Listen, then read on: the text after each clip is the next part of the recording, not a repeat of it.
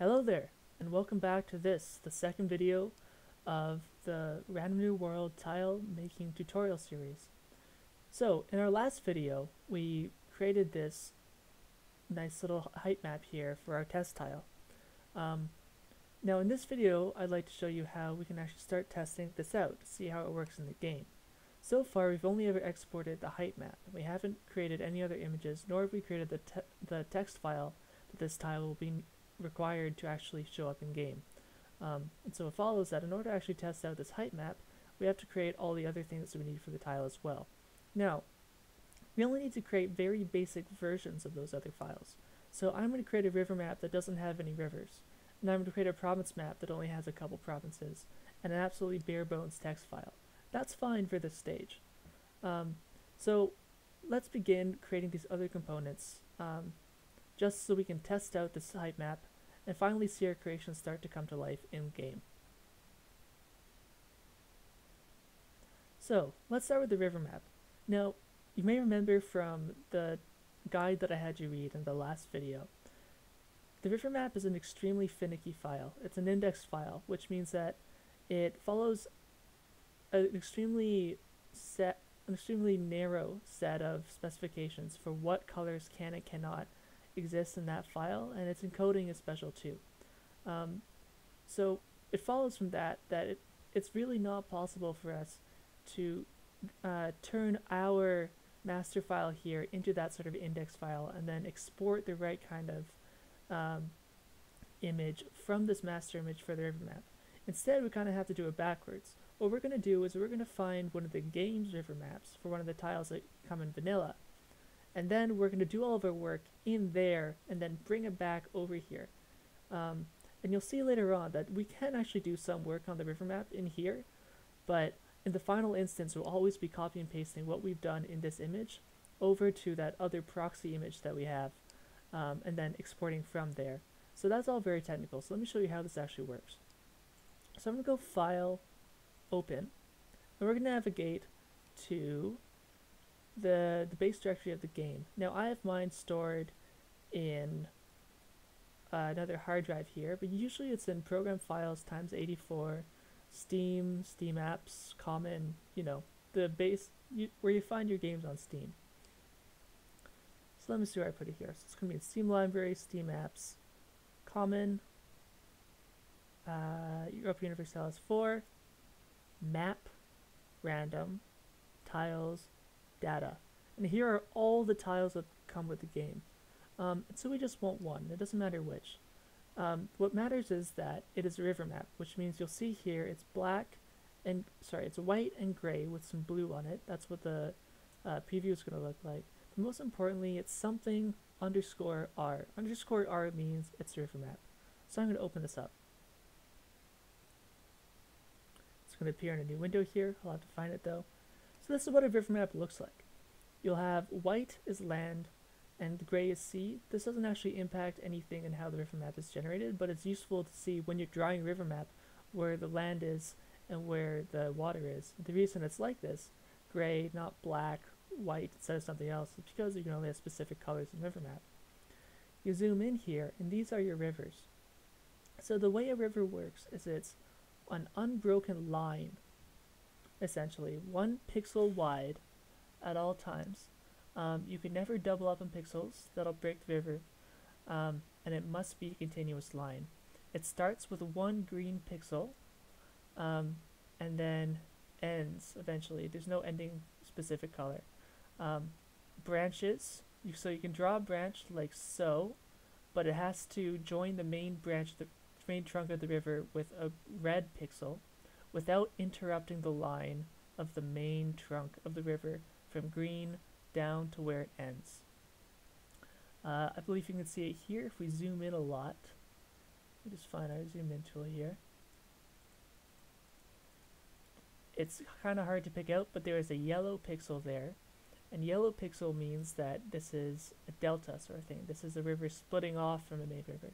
So if you look closely here, you have this green source of the river, the 1 green pixel, then an unbroken line going all the way down into the ocean, and then off of it, this little other branch coming off, splitting off with that yellow pixel there. That's essentially how the rivermap works. It's very basic, but it's also very finicky. We can actually see a bug here. Oops. Too far, too far, too far. We can see a bug here. Looks like the art is screwed up.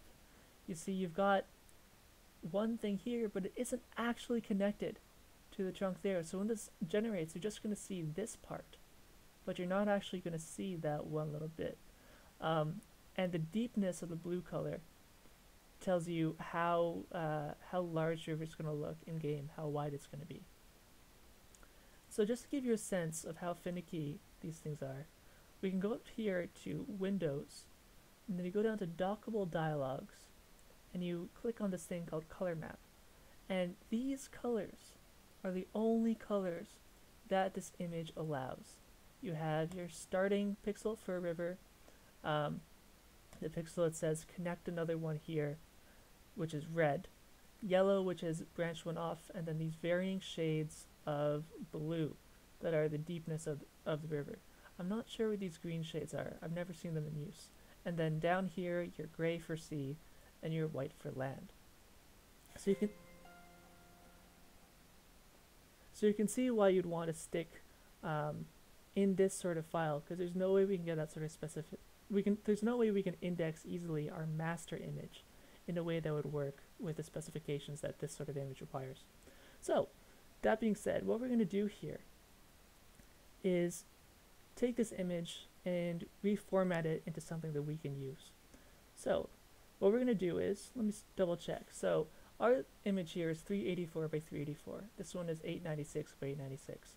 So what we're going to do is we're just going to resize the canvas and then turn this into our river map. So we're going to go image, canvas size, 384 by 384. And you can see it's going to get a lot smaller. So we'll click resize.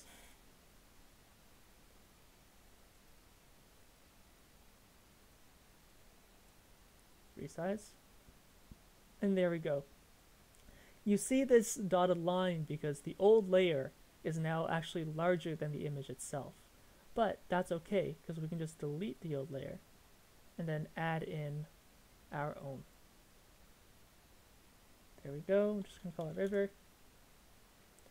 Transparency does not work with these sorts of things once you put them out, so we're just going to fill it in with white. And this is just going to be our river map for now. That's all we need. We're going to draw our rivers later, but for now we just need the game to have a river map to look at, so that the game does not crash when it tries to load up our tile. So we're going to do File, Export As, then we're going to navigate, so I'm going to go to my mod. Once again, that's a shortcut that I made. I recommend that you do too, to your mod folder. My new tile, map, random, tiles, data, and then you see here's our height map that we made just earlier. We can shortcut by clicking on that to give us most of the name that we want. We're going to take away this _h and add _r, so it's our river map. And then same BMP, same everything. We're going to export. That's fine. This is just saying, look, you've got some transparency here, but we can't copy that over. But that's perfectly okay.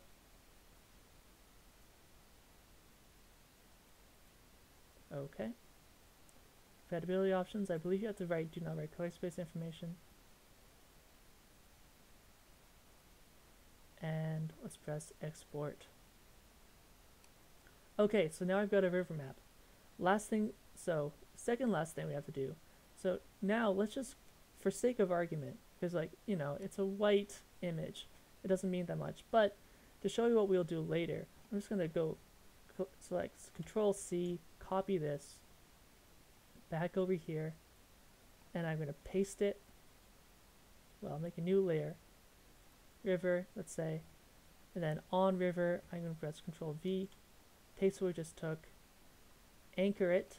So what anchor does is you paste something, say, on the layer of river. It's going to make it into a floating selection first, and the way you bring that floating selection into the layer that you had it on originally, where you want it, you press this little anchor button down here. So I press anchor, and now river is white, like the thing we pasted. You'll notice here that this color map window we had open earlier doesn't have anything because it says only indexed images have a color map, and this is not an indexed image. This is an RGB image. So I'm going to close that because that's useless to us now. And now we can get started making a very, very simple province map. So the way you make a province map, this harkens back to what we learned in the last video using the threshold tool to see what's land and what's water. So what I'm going to do here is press Control-Shift-C. So I'm selecting everything I can see here. And then in province map, I'm going to create a layer. I'm going to call it province map base. Enter. Control V what we just copied, anchor it to province map base. Like that. I'm going to hide our height map here and minimize it to save space. So here's our province map base. Oh, and our white river map is just blocking this, so we're going to hide that too. There we go. And that's what we just copied. Make no mistake, that is not actually the height map. That's the image of the height map that we just copied over. I'm going to go up here to colors, threshold, 95. And that's what our landmass looks like. That the white is the land, the black is the water. I press OK. So now we get to the business of drawing a very basic province map. Now, province map is, so here's how you do a province map, right? You'll know this from the guide, but essentially the way the province map works is that every individual color, it reads as another province, unless you define it otherwise. So it'll take every individual color that I draw here to be a land province, unless in the text file I tell it, no, actually that's a sea province, no, actually that's a lake province, or no, actually that is a wasteland province. And so you can see kind of intuitively, before we get going here, we actually have to pull up, or rather create, our text file. So to get a sense of how we make our text file, we're going to go and see one that's already created. So one that ships with the base game as one of the vanilla tiles.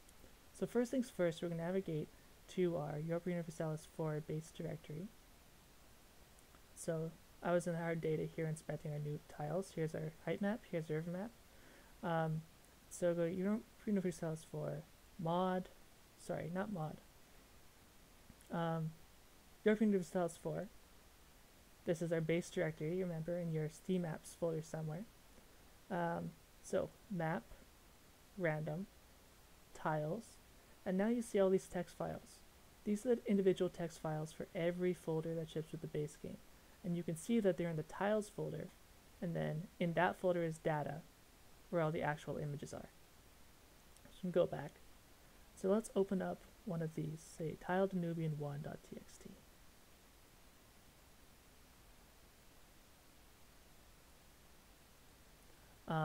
So I'm opening it up in NOTEPAD++. I highly recommend that. It's a very nice program to be doing this in. Also free, so no sweat there. So let's have a look at this file. So immediately up front, you see 4 lines saying C province equals, and then 3 numbers. These 3 numbers are RGB values. So red, green, and blue. And so when I go back over here, and I open up my colors window, what I would type in there is this value, and this value when I make a C province. And we'll do that in just a minute. So that defines what the C provinces are. This one says there are this many C provinces, there are this many land provinces, and this is how big it is. So 2 by 2, remember, we're talking whole squares here, right? Which is 120, so 2 by 2 means 2 times 128 by 2 times 128. And so our tile is 384 by 384 divided by 128. That's 3 by 3. This is a trade modifier. We'll look into adding those later, but it's just saying at the province that is this color on the image, put this modifier here. Weight, this is the probability value, the chance value of this tile spawning over others. So 100 is the default. If I set it to 50, I would make it spawn less often. If I set to say 1,000, I'd make it spawn almost always. And then empty. So this color denotes an empty space on your tile where the generator can make randomized C provinces. And you want this around the edges so that when the generator is drawing the C provinces, it can fit C provinces to the edge of your tile and fit it in nicely with the rest of the ocean around it. So what we're going to do is we're going to take advantage of this, say save as, and we're going to put it into our mod. So I'm going to go down to my mod folder here. There's my new tile, the one we're working on, map, random tiles, and I'm not going to go into data, I'm going to put it here. And I'm going to call it, now I have to call it, my underscore new underscore tile.text. Why do I have to call it this? Well, because our river map is called my new tile underscore r, and our height map is called my new tile underscore h. And so the game will only know that these are associated if they are all called my underscore new underscore tile, the same thing. And so I'll press save. And now we can get to the business of making a very rudimentary province map. So here's what I recommend for province maps.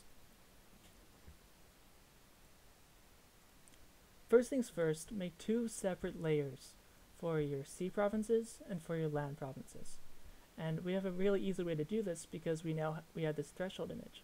And so what we can do is we select all the white parts, all the land parts, press Ctrl C, create,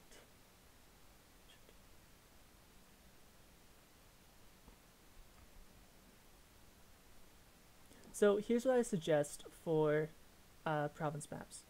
So first things first, create 1 layer for your land provinces and 1 layer for your sea provinces.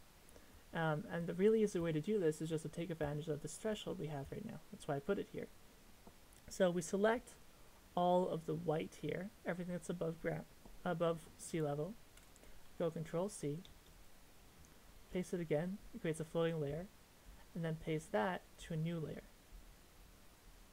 Bring it back down to where you want it.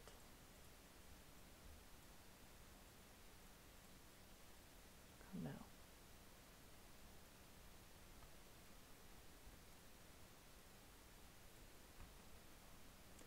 So here's what I suggest for province maps. Create 2 layers, one which is your sea provinces and one of which is your land provinces. And so a really nice and easy way to do that is to take advantage of this threshold we have right here. So this gives us everything in white is land, everything in black is sea. I'm going to delete all the black. So now, and actually for sake of argument, or to make things easier, I'm going to not make the background white, but I'm going to make it some other color. Say, this sort of beigeish thing that we have here. Why not? It could be anything, but something that stands out. And remember that it's that color. I won't be using this forever, but it'll be useful to see what's what. So, now we know that we have this white shape, which is everything that's above ground, which is transparent above this background color. So now we're going to create another layer here. I'm going to call this Sea Provinces. Put it under province map base. For some reason I can't drag, but not to worry, we can use the arrows here. So there it goes. Then under that one, yet another layer called empty. And empty, as you'll recall, is that space which gets randomized. Essentially, it's the one that fits the tile. It's the leeway that fits the tile in with the other provinces around it. So in empty, I'm just going to color it in black. And we're going to tell, oops, that's not black, that's black. So, looks like what we had before, right? But don't be fooled, it's now a bit more complicated, and it'll be useful. And so empty is 0, 0, 0. That's the color it is. And so we can go into our file here and say that empty equals 0, 0, 0. curly brackets are important. Curly brackets have to go around every RGB value that you do here. While we're here, we know that our tile is 3 by 3. So let's just change that too. 3 by 3. We can get rid of this important natural harbor thing here. That's not that important. And we're going to set the weight to a really high value because we want to see this as soon as we load it up in game, because we're testing it, right? So we'll just add a whole bunch of zeros on here. Okay, so now we know that this is the empty stuff. Well, okay, so what else do we want to do? Let's add a few C provinces. Not that many, just because we're testing right now. We want this to be a very rudimentary sort of province map, but enough so that it'll work. So C provinces, so every coast has to have a C province on it. Otherwise, in my experience, the game crashes. And the hue, so every C province has to be a different color, right? That's how the game finds provinces. And you have to define your C provinces in the text folder as we've seen here. Standard convention is usually to use the hue value 180 as the hue value for your C provinces and bring saturation all the way up and value all the way up. So now you have this nice blue color.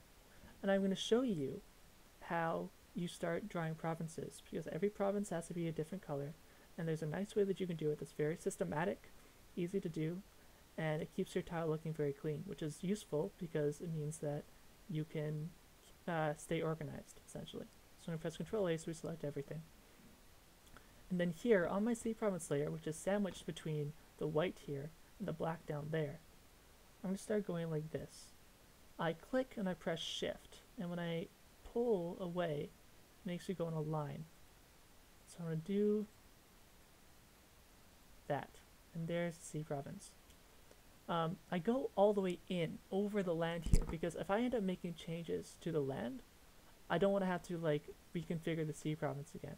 If I make the land smaller, well, the C province is still under it, so nothing more has to be done. What I do want to do though is make this a little bit transparent just so I can see where my C provinces are, because what I want to do is I get it and I want to connect it up such that, is it connected? Let's see. Such that when I use this bucket tool and say fill similar colors, yeah, there you go. It fills the whole thing, and I have the C province that wraps around like that. Now, what I have to do here is tell the game that that's a C province. So what I do is I'm going to move this over to one side of the screen and have this on the other side of the screen. Very useful. Click on it again and bring my windows back up. So I now have a C province. Let's get rid of these. I'm going to do that. Just use it as a base. I'm going to put this on my clipboard by copying. C province. There's one that's 0, 255, 255. So now when the game sees that, it'll be like, oh, that's a C province, and it won't put trees in it. Copy and paste what I just copied so that I can do it again for the next one to make. Now let's make another one. So how do I get another color? I just reduce this value here by 5. So now it's 95. And I do the same thing again with this new color of mine. So let's make this one go like that. Now these are absurdly large. Generally speaking, they won't be this big, but once again, we just want to put some in so that we can have the tile spawn and have a good look at it. So C province equals 0, 242, 242. Now, you're saying, wow, this must be really time consuming, and yes, it is. Tile making, especially the province map, most important part of the tile, but very, very time consuming. This takes a long time to do, and it's the reason why there aren't all that many tiles on the workshop, just because the process of creating them is very time consuming. So when you're watching this and getting interested, be advised that you'll have to put aside quite a bit of time if you're going to want to make something cool. Not to discourage you, I want to see more tiles, but so that you know what you're getting into, because there's a lot of this. So C province 0, 217, 217, reduce value by 5. Now I usually go down to value 40 because at that point it gets rather dark and it's difficult to tell your provinces apart. The game can tell them apart. It just looks at tiny variations in RGB values. But to the human eye, it can be kind of difficult. So what you do at that point is you just reduce the saturation value by 95, bring the V value all the way back up, and all of a sudden you're dealing with a whole different color scheme, and you can keep going. And I'll do one more just in here, like so. C province equals 0, 191, 191. Okay, and how many do I have? I have 6, so let's tell them that. The game won't crash if you define more or less C provinces that you actually account for here, but it will give you some error log spam, so I suggest that you make sure things match up. There's one other thing we're going to do. One of the things that the RNW world does when it generates itself is that it looks for tiles that define themselves as continents and then places 1 or 2 of those in the area. So one of the ways in which we can really encourage the generator to pick our tile is to define it as a continent. Now I don't recommend doing this if you're creating a small tile and you actually want it to perform as a small tile and only show up occasionally in the cracks between the big ones. But for our testing purposes, we want to see our tile as much as absolutely possible. So we're going to write continent equals yes, and then save it. Okay, so now we have a bunch of C provinces. I'm going to make this window big again and bump the opacity back up. So now we just need to make some land provinces. Well, that's actually very easy because as far as the game's concerned, it's just looking at one big land province right now. But let's spice it up a bit. The game has a way of drawing terrain features per land province. So if you have a massive tile with just one province, it's going to be like all one terrain, even if it crosses multiple climate zones. And also, the generator doesn't handle really, really big provinces very well, so it's useful to, make a bunch of them. So I'm going to reduce ourselves down to hue 0. That's arbitrary, but it's going to be this nice red color, so it'll be a really great contrast to our blue sea colors. And I'm just going to draw a couple big provinces. And so this is how it's done. The game looks at these individual shapes, being careful to stay in the land here so that we don't end up having trees in our water. The game looks at each of these individual color blocks and says, that's a province, and it draws a province in that exact shape. So we don't actually have to define these provinces, which is really nice because it would be a huge pain if we had to. The game just assumes that anything that we haven't defined as a wasteland and we haven't defined as a sea province or a lake province is just a land province. Okay, so there we go. Okay, let's zoom out a bit. And that'll do for now. So we have 1, 2, 3, 4, 5 land provinces. And so we'll define it as such. 5. Save that. And now we can export. And so, as you recall from the guide, the province map is an RGB image, so we don't have to do any changes there. However, it must be 24 bits. Nothing else will work. So when we go to our export, we go export as. We're already in our directory here, but once again, that's our mod, my new tile, our mod folder, then my new tile, the folder of our mod, map random tiles data. And it's going to be my new tile underscore P for provinces. So rivermap is underscore R, heightmap is underscore H, province map is underscore P. Go export. Compatibility options, okay, that's fine.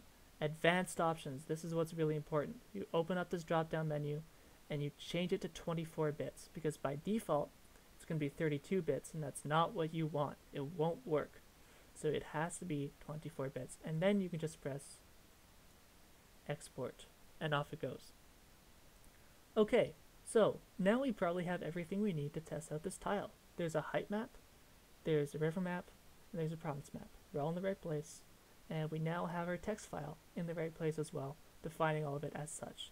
So let's open up the game and see how this looks. Okay, so our tile has spawned in game. Look at that. You'll notice that it's sideways relative to how we designed it. That's because in the text file we didn't say that the generator is forbidden from rotating it or mirroring it. Here it appears that, well, let's double check with our original design. So it has rotated it.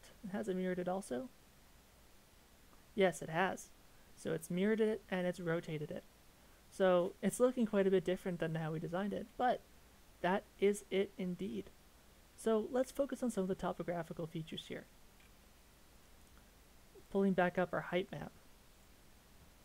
Let's see if I can put this on one side so we can do a side-by-side comparison.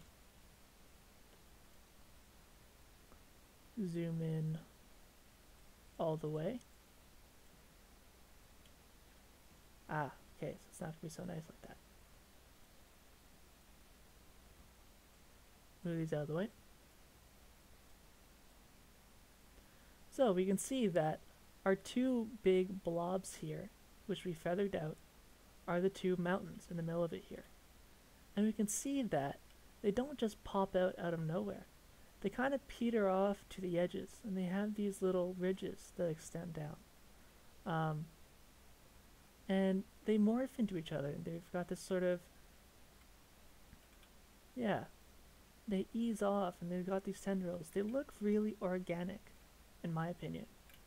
And part of the reason that is because we took that smudge tool and we really blurred them up. And so they, I think, they react really, really well with the surrounding area. They don't just pop out of nowhere, but they look like they're organically part of the landmass. Our other ones didn't get quite so large. It looks like they've resolved themselves to be sort of highland areas, and then we can make them bigger if we wanted to. But I kind of like the look at this. You got like these rugged ridges, like an old eroded mountain. Same thing over here also. These ones, see, that's a bit of a jagged edge. These ones could stand a little bit more smoothing out. And so let's have a look again at our height map and see exactly, you know, what sort of things on our image result in what here. So here are our two mountains, right? And so you can see that they've got this, remember, the brighter it is, the higher it is. So they've got these two little bright tips here, but then this whole area around them where they just slowly sort of fade into the surrounding area, but with these jagged edges here and there. And then up top here, yeah, that's here and here, those two areas. So you've got this guy that comes out here, and it's kind of low, right? You can see it's clearly not as bright as the other ones here. If we zoom into the edge, it kind of just sticks up like that, right? Which is kind of cool looking, but it makes sense, right? Because there isn't a whole lot of smoothing between the bright color here and the 96 base of ours. Whereas down here, we can see it's really smudged out a bit, and that would be these right here. And you have this really interesting shape, right, where you have these long trowels that come in and then sort of edge yourselves off, but around here, towards the coast, it's really jagged. And I would say that's probably that area right there. And where it juts out, probably this guy right here. So you can see where you have these really firm drop-offs on the image. You get those jagged lines there. And that's an artistic choice that you can make. Personally, I like to have things a bit more smooth because if you look around, really, on the way the paradox is drawn the rest of the map, things really ease into each other. Like these are the Alps, very jagged mountain peaks, but in Paradox rendition, they're actually quite smooth. Same thing with these mountains here, right?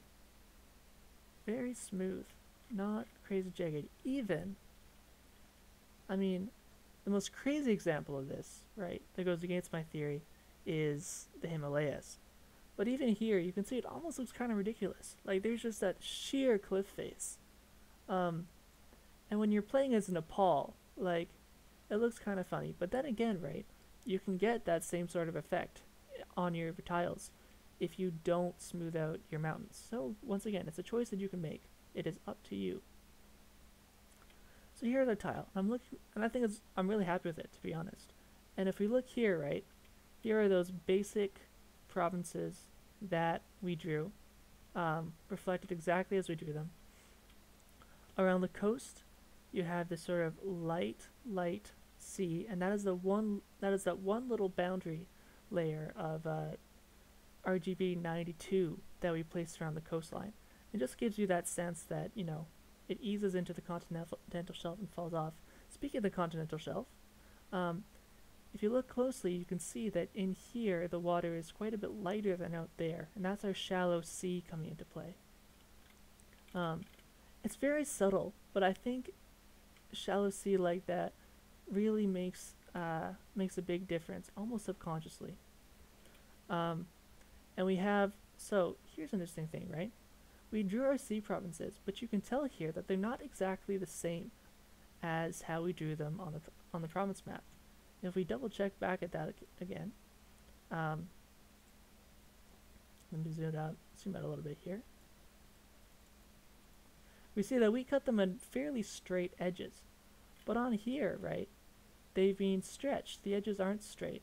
They sort of merge into each other, and that's because of the empty area that we surrounded it with.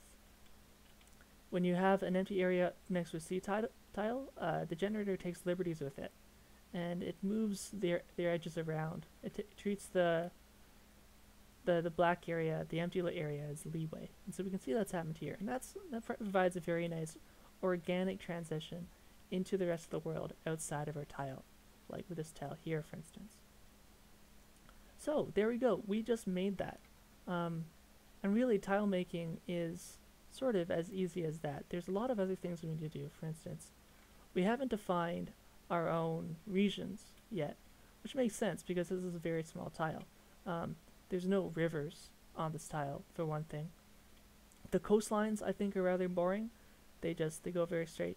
Here, you've just got this straight line, which I think is abhorrent. So we'd want to change that up. But the basics are all there, right? We've now just like performed this act of world building. We have a little landmass for ourselves. So that's how you test out your Ground New World tiles. In the next video, I'm going to be going more into the river map and drawing some rivers. And then perhaps after that, getting more in depth on the province map and really turning this thing into something that I would want to see in game. Finally, the last step would be adding flavor modifiers, defining regions, and things like that. Straits, for instance. So, thank you for watching, and I hope to see you next time.